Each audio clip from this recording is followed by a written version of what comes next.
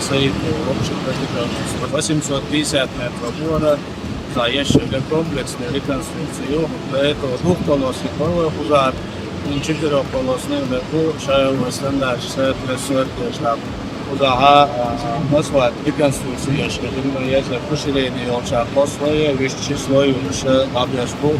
Более того, в основном деле поручение все пишет очень внимание реально предположено. 220 ширина, 120 освещение, дополнительно. Вабела Мацош.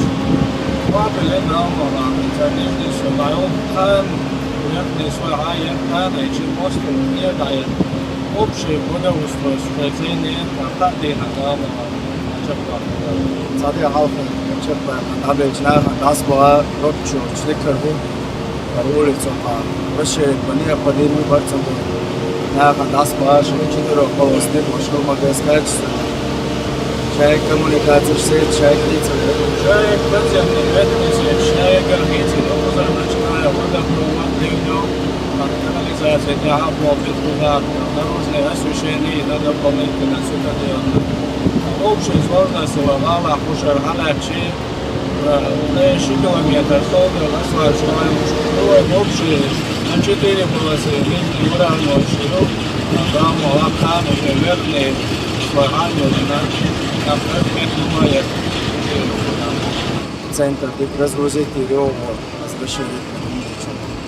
Насбуа, это удобно. Без асфальта, воздичный. Mesela şey halkımız belli işte nakliş, mesafir, kahve, mesafir.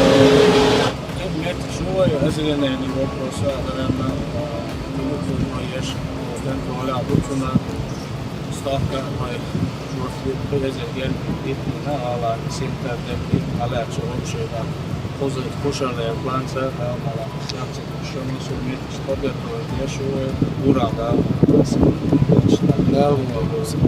بدأ أنواع لابوراتوار بيوصلنا لحد كروتش وبورج.